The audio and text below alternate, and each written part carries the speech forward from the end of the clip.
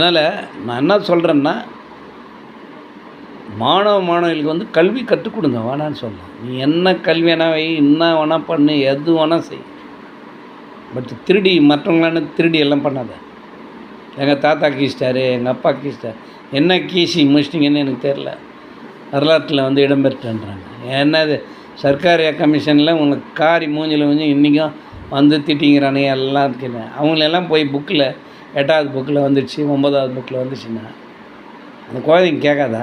இவர் யார் அவர் யாருன்னு கேட்டால் இவர் தான் அவர் தான் இவர்னா அதுக்கு எதுக்குடா இந்த புக்கில் போனீங்க திட்டாதா?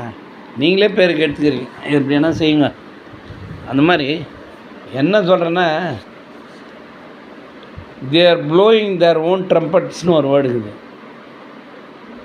அதாவது அவங்க பெருமை அவங்களே தம் கடிச்சிப்பாங்களாம். இன்னொருத்தன் வைக்கணுண்டா எடுத்துன்னு வந்து வரலாற்றில். நீ வைக்கக்கூடாது, நீ பண்ணவே கூடாது. உன் சிலையை நீ எடுத்து போயிட்டு இன்னொருத்தன் ஒரு ஊரில் செதுக்குறான்னா எவ்வளோ பெரிய விஷயம். இப்போ நித்யானந்த சுவாமிகள் இருக்காரா, மலேசியாவில் ஒரு சிலையை வச்சு கும்பிட்றாரு. இந்த வீடியோவில் பார்த்தேன் யூடியூப்பில். எவ்வளோ பெரிய விஷயம் பாரு. அவர் சொன்னார், உயிரோடு இருக்கும்போதேடா எனக்கு ஒரு 2 நாளுக்கு முன்னால் தான் அவர் செத்துறாருன்னே தெரியும். அவர் ஸ்பீச்சு நான் தான் ஃபோனில் எனக்கு எதுவும் தெரியாது, நான் ஏதோ தோணிக்கிறேன் வருது. ஒரு 10-15 நாளாக பார்த்துக்கிறேன் அந்த வீடியோவை. நல்ல குட் ஸ்பீச் தான் பேசிக்கிறேன். அப்போ அலௌன்ஸ்னு ஒரு வேர்டு சொல்கிறார். அதெல்லாம் அலௌன்ஸ் பண்ணிட்டாங்க. அலௌன்ஸ் கிடையாது, அது பேர் அனௌன்ஸ்னு மனசில் நினச்சி நேரடியாக போனால் திருத்தலாம் சொல்லலாம் அவர்கிட்ட நினச்சிங்கன்னா மணிவண்ணன் கிட்ட சொல்கிறேன். மகாலட்சுமி நகரில் இருக்கிறான் என் ஃப்ரெண்டுன்னா என் ஸ்டூடெண்ட் கம் ஃப்ரெண்டு. அவர் இறந்து 1.5 வருஷம் ஆயிடுச்சுனான்றான். அடப்பாங்க. எதுக்காக இதை சொல்ல வரேன்னா, அவருடைய சிலை கூட மலேசியாவில் இருக்குதுன்றார். அவரை வைக்க சொன்னார். ஜனங்க வைக்கணும். அது பேர் தான் பாராட்டு, அது பேர் தான் புகழ்ச்சி. இவங்களே வச்சுப்பாங்களாம், இவங்களே தாத்தா அப்பாவுக்கு கை தட்டிப்பாங்களாம். வச்சிருங்க. நீங்கள் தெரிய போகுது 40 இடம் 40 வந்துட்டுன்னு நினச்சிக்கிறீங்க. பூமி கீழே இருக்குது இல்லை, கீழே பூமி என்ன இருக்குதுன்னு நமக்கு தெரியாது. ஆகாயத்துக்கு மேலே என்ன இருக்குதுன்னு சொல்லிட்டா. இப்போ கூட பூமி கூட கிட்டத்தட்ட 12 கிலோமீட்டருக்கு மேலே ஆழத்தில் போய்ங்கிறான். ஜப்பான்காரன் ஆராய்ச்சி பண்ணுறான், ரஷ்யக்காரன் சொல்லிங்கிறாங்க. அது எந்த அளவுக்கு உண்மைன்னு தெரில. அது உள்ள என்னாக்குது சொல்ல போகிறாங்க. இங்கே போயிட்டு நிலாவெல்லாம் கல் எடுத்துன்னு வந்துட்டா என்னென்ன ஆராய்ச்சி நடந்துங்குது. பட் இதனுடைய சாதாரண முகத்தை தான் பார்த்துக்கிறேன். இயற்கை சீற்றங்கள்னு வருது இல்லை, அந்த முகத்தை பார்க்கலல்ல, அதை பற்றி எதுவும் சொல்லலை. அஸ்ட்ராய்ட்ஸ் எத்தனை சுற்றிங்குது, எத்தனை கிலோமீட்டர் அகலாம் நீளம், அதெல்லாம் விழுந்தால் ஒரு பார்ட்டி அழிஞ்சிடும் அப்படின்றான். எத்தனை விழும், எத்தனை பூமி கீழே எர்த்குவேக் வரும், எதுவுமே தெரில. பயங்கரமான வாயில் விடு மாதிரி எல்லாம் ஒரே குழுக்குடா, எல்லோரும் உள்ளே போய்டும். இதில் வேறு பர்மனெண்ட் எங்கள் முதலமைச்சர் வருங்கால நிரந்தர முதல் இதெல்லாம் சொல்ல தொட்டண்டா. ஜெயலலிதா அம்மா உயிரோட வச்சிட்டிங்க. நிரந்தரன்ற வேர்டை மனுஷனுக்கு சொல்லவே கூடாது. அதனால தான் வாயில் போடுங்க. நிரந்தர முதல்வர்னீங்க. இப்போ பழனிசாமி சொன்னீங்க, கட்சி ஒன்றும் இல்லாத போயிடுச்சு. அடுத்தது யாரை சொல்லுவீங்கன்னு தெரியல. இப்போ மாண்புமிகு அண்ணன் மு.க. ஸ்டாலின் அவரில் பார்த்து நிரந்தர முதல்வர்னு ஒரு சிலர் கத்துறான். அந்த வார்த்தையெல்லாம் யூஸ் பண்ணாதீங்க தயவுசெய்து. பூமிக்கே நிரந்தரம் கிடையாதுடா. எத்தனை லட்சம் வருஷத்துக்கு முன்னாடி இதுவே ஒரு பூகம்பம் வந்தால் செஞ்சு அதனுடைய அமைப்பே இல்லாத தெரியாத போயிடுது இல்லை. அதுதானே நம்மள் தான் ஒரு ஆக்சிடெண்ட் ஆகுது, முகம் வந்து செஞ்சு போகுதுன்னா கண்டுபிடிக்க முடியுதா? அந்த மாதிரி தான் இதில் வந்து என்ன குச்சின்னு என்னத்த பண்ணின்னு நல்லது செய்யுங்க, நல்லது நடக்கும், அவள் தான் சொல்ல முடியும். நாம் தான் உலகத்திலே நினச்சேன்னா பட்டுன்னு கொடுக்குறதுக்கு எதனா வந்து நிற்கும். அப்புறம் தான் தெரியும் நம்மளுக்கு. அந்த மாதிரி நான் எதுக்காக இதெல்லாம் சொல்கிறேன்னா, படிப்பை நல்லா நடத்துங்க, குழந்தைங்களுக்கு நல்ல அறிவு கொடுங்க, நல்ல அறிவாளிங்க, நல்ல சமுதாயத்தில் நல்ல கேரக்டரோட. உதாரணத்துக்கு இந்த இடத்துல சொல்ல விரும்புகிறேன். தமிழக வெற்றி கழகம்னு தம்பி வந்து என்னுடைய 16 வயசு சின்னவர். விஜய் ஆரம்பித்து கட்சி போயிங்குது தமிழ். அது வந்து இப்போது விசிகாவுக்கும் நாம் தமிழர் கட்சிக்கும் வாழ்த்து சொன்னார். யாருன்னு கேட்டால் அவங்க கட்சியை வந்து அங்கீகரிச்சிட்டுருக்கிறாங்க அந்த எலெக்ஷனில். நான் இவங்க 3 பேருக்குமே நான் வாழ்த்து சொல்கிறேன். அதே சமயத்தில் சின்ன ரெக்வஸ்ட்டு அண்ணன் தம்பிக்கு, அவருக்கு விஜய்க்கு, தமிழக வெற்றி கழகம்னு வச்சுட்டார், வேணான்னு சொல்ல. இந்த காட்டு கும்பல் ஓடியாருது தெரியுமா? நான் வந்து குறிப்பாக சொல்கிறேன், யாரும் தப்பாக சொல்ல. அந்த கும்பல் நீ சொன்னால் பின்னால் வானா வரணும், அமைதியாக பேசக்கூடாதுன்னா பேசக்கூடாது. அந்த மாதிரி ஒரு கண்ட்ரோல் இல்லைன்னா இந்த கும்பலில் இருக்கிற எவனோ ஒருத்தன் உனக்கு வந்து திட்டம் போட்டுக்கிறான்னு அர்த்தம்.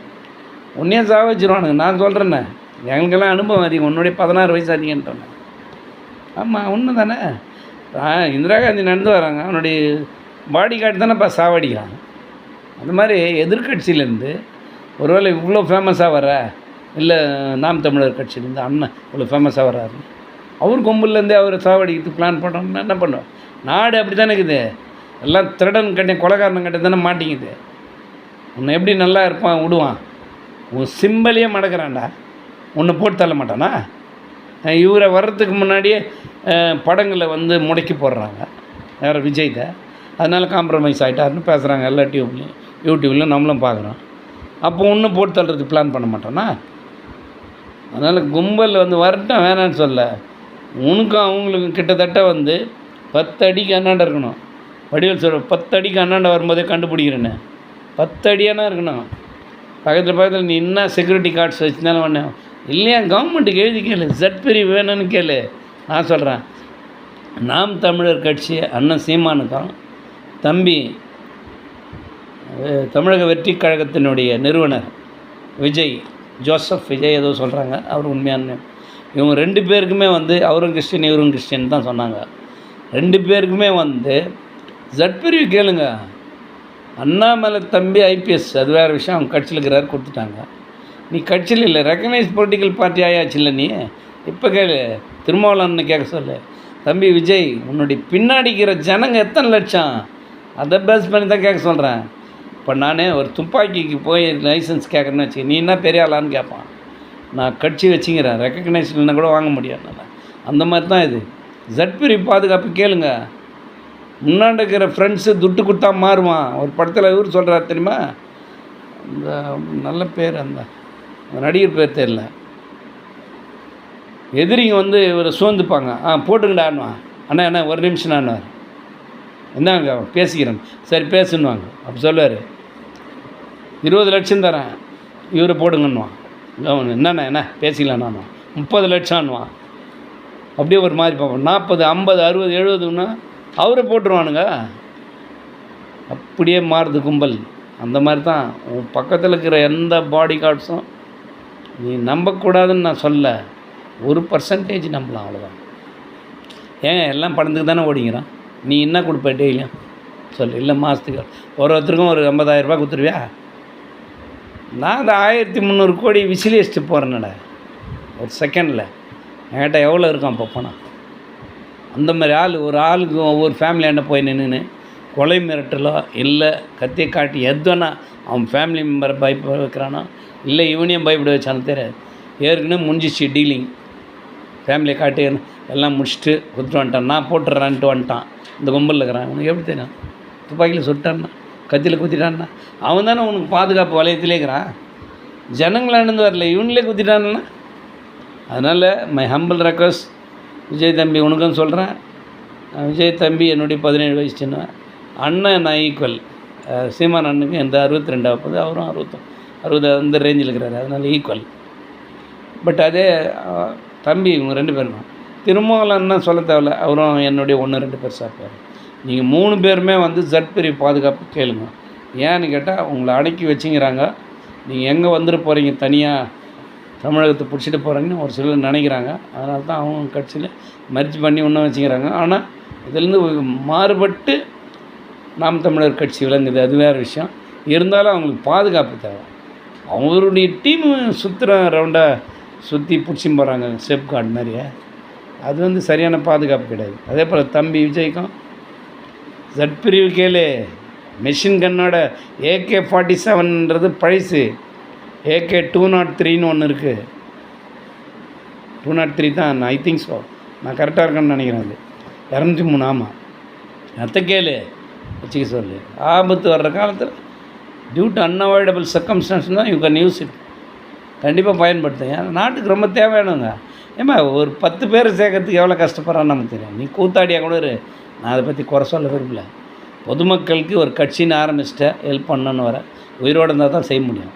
ஆனால் ஏற்கனவே அப்பா அம்மா பிரித்து விட்டு ஒய்ஃப் எல்லாம் ஏதோ குழப்பி விட்டு உன்னை யாரோ ஒருத்தர் மூலியமாக எடுத்து போயிட்டு அவர் பேர் கூட வரல, அவர் தான் இப்போ எல்லாத்தையும் பார்த்துக்கிறாரு. நாங்கள் ப்ளட் ரிலேஷனை விட அவங்கெல்லாம் வந்து உயிருக்கு உத்தரவாதம் கொடுப்பாங்களா எனக்கு தெரியாது. இருந்தாலும் நீங்கள் வந்து உஷாராக இருந்துங்க. விஜய் சாரையும் சொல்கிறேன், ஏன் கற்பனையில் சொல்கிறேண்ணே, என்னுடைய அனுபவத்தை வச்சு சொல்கிறேன். நீ என்ன வேணுமே எனக்கு ஃபோன் பண்ணி இல்லை கூப்பிட்டா கூட நேரடியாக வந்து பேசுவேன். ஏன்னா இந்த மாதிரிலாம் பேசுகிறேன்னு கேட்காத.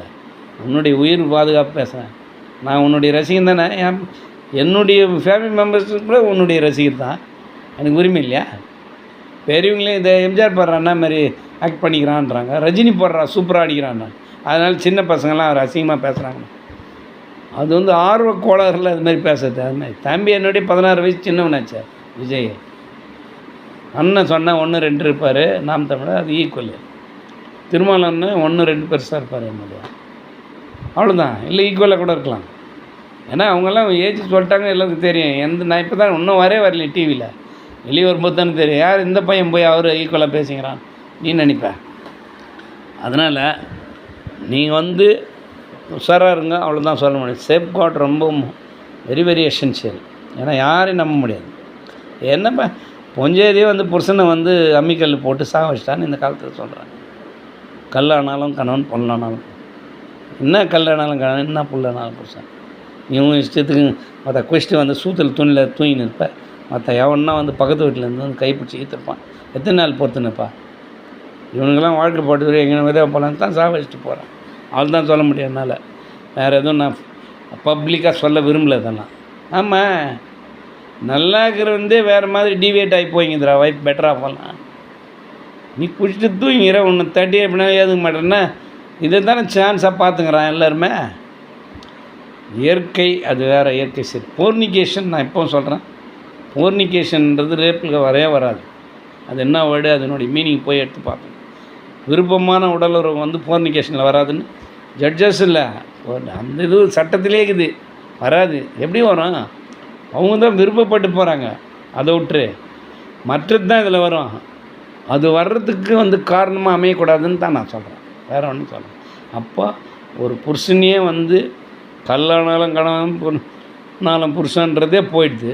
கல்லை வந்து எல்லோரையும் சொல்லலை, கோவம் பொறுக்க முடியாதவங்க ஒரு லெவலுக்கு. அவங்களுக்கு என்ன எக்ஸ்டர்னல் த்ரெட்டுக்கு தெரியுமா? அவனுக்கு அழகாக இருந்திருக்கலாம் ஒரு வேலை. இல்லை சொல்கிறேன், பக்கத்து வீட்டிலே இங்கேயே இருந்த நெருடல், அரசியல்வாதி மூலியமாக, போலீஸ் மூலியமாக வந்து நான் வரேன் வீட்டுக்குன்னு சொல்லும்போது என்னடா பேச முடியும்? இவன் தண்ணி கேஸு. அவனே சாரா வாங்கி கொடுத்தா கூட அவன் பேர் தெரியுமா? இவன் சாரா வாங்கி கொடுத்துட்டு அவன் எங்கன்னா பத்தங்க எடுக்கிறப்ப சூத்து மேலே துணியில் அதை இவன் வந்துட்டு அவளை டார்ச்சர் பண்ணால் அவன் எப்படி உங்கள்கிட்ட சொல்லுவா? அதில் தான் உன்னை சாவச்சாங்க. பார்த்தா நீ சரி இருந்தால் நான் ஏன்டா அப்படி போகிறேன்ற மாதிரி. அதனால் பிரச்சனைங்க வந்து முடியும். தம்பிங்களா, ஜெட் பிரிவு பாதுகாப்பு வந்து தமிழக வெற்றி கழகத்தினுடைய நிறுவனர் விஜய் தம்பிக்கு உங்களுடைய கட்சிக்காரங்க கேளுங்க, ஃபைட் பண்ணு, அதுக்காக குரல் கொடு, அரசாங்கத்தாண்ட போய் ரெக்வஸ்ட் பண்ணு, எல்லோரும் ஒன்றா சேர்ந்து 30 லட்சம் பேரும் போய் போராடு. அதேமாதிரி நாம் தமிழர் கட்சி அண்ணன் இப்போ 45 லட்சம் பேர் கிட்ட ஓட்டு போட்டிருக்காங்க. அவங்களெல்லாம் போராடி வாங்கி கொடுக்க சொல்லுங்கள். ஜெட் பிரிவு நீங்கள் கேட்க தேவையில்ல, நான் சொல்கிறேன். இதை பார்க்குற வீடியோவில் பார்க்குறவங்க எடுத்துங்க. ஜெட் பிரிவு பாதுகாப்பு கேளுங்க, அவர் கேளுங்க, திருமாவளவன் கேளுங்க. ஏன்னா ஒரு சமுதாயத்தில் ஒரு சில விஷயத்தில் பேசப்பட்டு வராங்கன்னா இவங்க தான். மீதியெல்லாம் காலங்காலமாக வந்துங்குது. அவங்க தாத்தா, அவங்க ஆயா, அவங்க அப்பா, அவங்க தாத்தா சம்பாரிச்ச விஷயத்தை சாப்பிட்டுங்கிறது அவங்களுடைய பேரில் இது போய் ஒட்டிக்கிச்சு. இவங்களதெல்லாம் அப்படி கிடையாது. அவங்க ஒழித்து நாம் தமிழராக இருந்தாலும் சரி, வெற்றி கழகமாக இருந்தாலும் சரி, விசிகாவாக இருந்தாலும் சரி, அவங்க ஒழித்து அவங்க வச்சுக்கிறாங்க. நான் அதுக்காக வந்து அண்ணன் மூர்த்தியார் அண்ணன் கட்சி கூட தான் இருக்குது. அது வந்து சொல்லன்னு நினைக்காத, அவருக்கும் சேர்த்தான். அவர் ஏற்கனவே எம்எல்ஏ ஆகிட்டார்ல, அதனால் அவருக்குரிய பாதுகாப்பு அவர் வாங்கிக்க முடியும். அதனால தான் அவரை பற்றி சொல்லலை. அதனால் எல்லோரும் கண்டிப்பாக வாங்கிக்கிங்க, கண்டிப்பாக நல்லது நடக்கும். இல்லை என்னைக்குன்னா ஒரு நாள் ஃபீல் பண்ணுவேன், நான் சொன்னது கண்டிப்பாக நடக்கும். மிஸ்கிரியன்ஸுன்னு சொல்லுவாங்க, தேச துரோகி கிரிமினல்ஸ் எல்லாம் வளர்த்திங்கிறான் நாட்டில். பார்க்கல, 10 ரூபாய்க்காக பாக்கெட்டை கீழ்ச்சிட்டு எடுத்து போகிறவன் 10,000 ரூபா 1000 ரூபா கொடுத்தா குத்திடுவான்னா எழுதி வச்சுட்டு அவங்க வீட்டுக்கு இதுரா 4 ஏக்கரு இதுரா 2 கோடி 20,000 பேர் சேர்ந்து வந்து போடுவான் நைட்டில். அதனால் ஜெட் பிரிவு பாதுகாப்பு வீட்டுக்கு, நாட்டுக்கு, பேரண்ட்ஸுக்கு எல்லாருக்கும் சேர்த்து வாங்க. இந்த 3 பேருக்கும் சொல்கிறேன், என்னுடைய ஹம்பிள் ரெக்வஸ்ட். விசிகா தலைவருக்கும் சொல்கிறேன், அண்ணன் சீமான் அண்ணனுக்கு சொல்கிறேன், தமிழக வெற்றி கழகத்தினுடைய தலைவர் தம்பி விஜய்க்கும் சொல்கிறேன், மை ஹம்பிள் ரெக்வஸ்ட். கண்டிப்பாக வாங்குங்க.